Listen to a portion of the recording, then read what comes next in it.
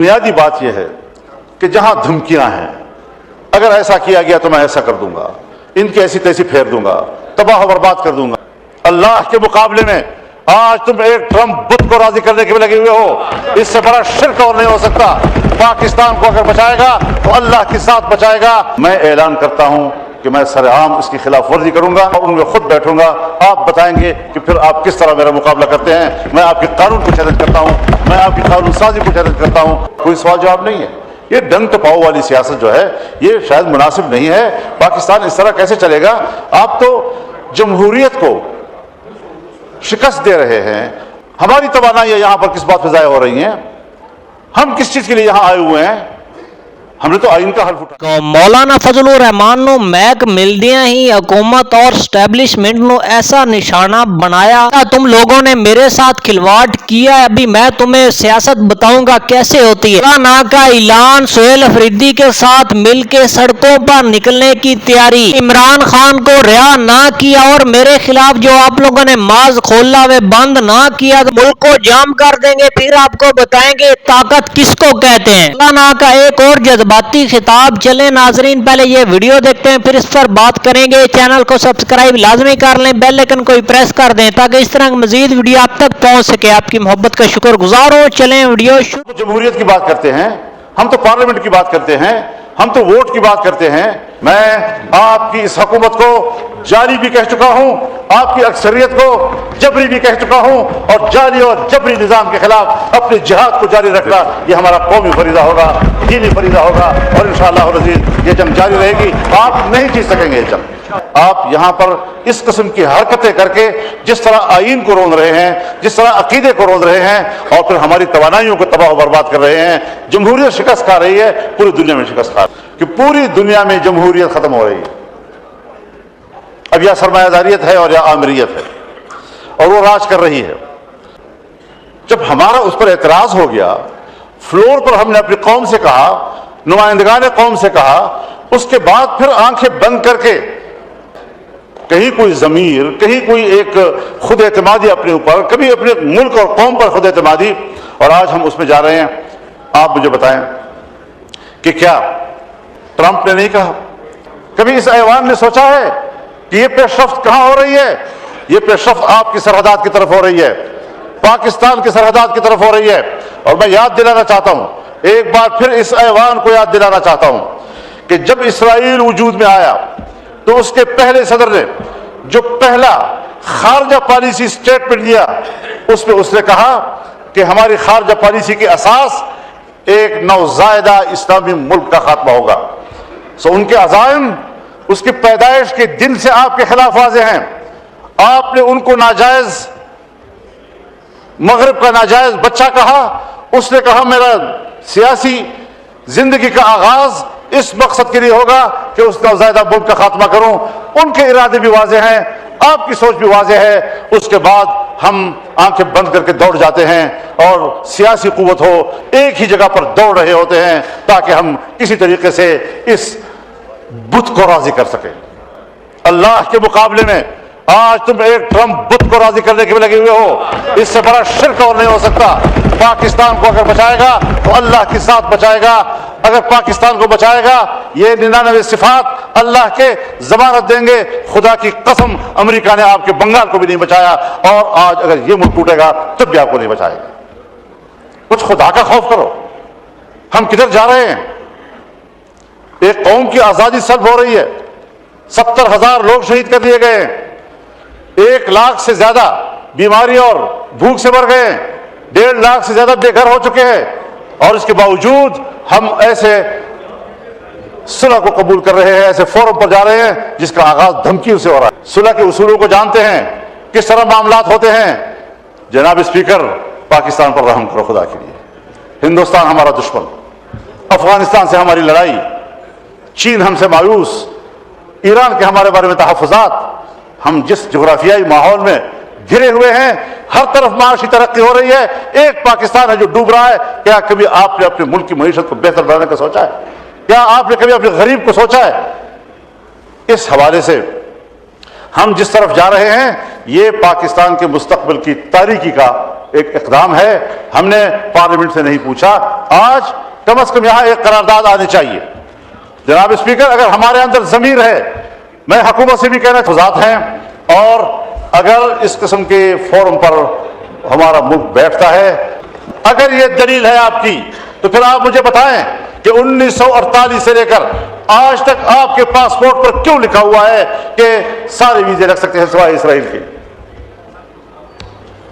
اگر بیٹھنا کسی جگہ پر، کسی فورم پر، وہ دلیل ہے، لیکن آج وہ غزہ کے معاملے میں صرف فریق ہی نہیں، قاتل ہے، اور عالمی عدالت انصاف نے اس کو مجرم قرار دیا ہے اور یہ حکم دیا کہ جہاں سے وہ گزرے کسی بھی ملک میں اس کو گرفتار کیا جا سکتا ہے. مگر امریکہ میں بھی اس کو پروٹوکول دیا جا رہا ہے، ٹرمپ بھی اس کو پروٹوکول دے رہا ہے، اور ایک قاتل، ایک فریق. اسپیکر، ہندوستان اور ہم ایک ہی دن میں آزاد ہوئے. 15 اگست 1947 کو لارڈ ماؤنٹ بیٹن نے انڈیا کے گورنر جنرل کا حلف اٹھایا اور کراچی میں قائد اعظم محمد علی جناح نے حلف اٹھایا. ایک ہی دن ہم آزاد ہوئے. آج وہ دنیا کی سپر طاقت بننے کے خواب دیکھ رہا ہے اور ہم دیوالیہ پن سے بچنے کے لیے بھیک مانگ رہے ہیں کہ ڈیفالٹ نہ ہو جائیں ہم لوگ. یہ کس کے ہاتھوں، کون ذمہ دار ہے اس کا؟ گھومتے پھرتے پھر آئے گی بات سیاستدان ذمہ دار ہے، حکومت ناکام ہے. دیوار کے پیچھے جو قوتیں ہمیں کنٹرول، فیصلے تو وہ کریں اور منہ ہمارا کالا کریں، عوام ہمیں گالیاں دے، ذمہ دار ہمیں ٹھہرائیں. یہ کون سی سیاست ہے؟ ہم کہاں اس ملک کو لے آئے ہیں کہ آج آپ کا ایک ایک بچہ 25 کروڑ خوش ہوتے ہیں. آئی ایم ایف نے نیا قسط جاری کر دیا. نیا قسط 1,00,000 کا 1 ارب 1.5 ارب کا ہوتا ہے، لیکن آپ کو قرضے کتنے دینے ہیں؟ اپنی پیداوار کدھر ہے ہماری؟ اپنی صلاحیت کدھر ہے ہماری؟ ہم شکار ہوتی ہیں تو پھر وہ گرتی ہیں، وہ ترقی نہیں کر سکتی. پھر ذرا حساب لگائیں. جس ہندو کو ہم سارے القاب دیتے ہیں، سارے برے القاب ان کے، سارے اچھے القاب ہمارے، ذرا اس کا بھی تجزیہ کر لیں، اپنا بھی تجزیہ کر لیں. گھر میں بیٹھے ہوئے ہیں ہم لوگ، ہم آواز سے بات کر رہے ہیں، کیوں ایک دوسرے سے بات چھپا رہے ہیں؟ یہ ساری وہ چیزیں ہیں. ہم نے آج پاکستان دنیا میں ایک سیکولر سٹیٹ کا روپ دھا چکا ہے. کہاں ہے لا الہ الا اللہ؟ 1973 میں ہمارا آئین بنا، 1973 میں اسلامی نظریاتی کونسل بنے، 1973 سے آج تک اگر کوئی خلاف اسلام قانون موجود ہے تو قرآن و سنت کے مطابق قانون کی سفارشی کی گئی، سفارشات کی رپورٹیں ایوان میں آ گئی، لے کر دی گئی. کوئی آپ ایک نشاندہی بحیثیت اسپیکر کر سکتے ہیں کہ سن 1973 سے لے کر آج تک اس کونسل کی سفارشات پر اس پارلیمنٹ، اسی لیے کہ جن لوگوں کو ایوان میں لایا جاتا ہے، جن لوگوں سے ایوان بھر دیے جاتے ہیں، ان کو قرآن سنت سے کوئی دلچسپی نہیں ہے، پاکستان کے نظریے سے کوئی دلچسپی نہیں ہے. کیسے آپ دنیا میں شناخت کرائیں گے اپنی کہ ہم ایک اسلامی مملکت ہیں؟ اور ہم روئے زمین پر اللہ کی نیابت کرتے ہوئے، عوام کے نمائندے روئے زمین پر اپنے مملکت میں اللہ کی نیابت کرتے ہوئے ان کی تعلیمات کے مطابق قانون سازی کریں گے. ہماری انفرادی اجتماعی زندگی پاکستان کا مملکتی مذہب ہوگا. یہ میرا آئین کہتا ہے کہ قانون سازی قرآن و سنت کے تابع ہوگی. یہ میرا آئین کہتا ہے کہ قرآن و سنت کے منافق کوئی قانون سازی نہیں ہوگی.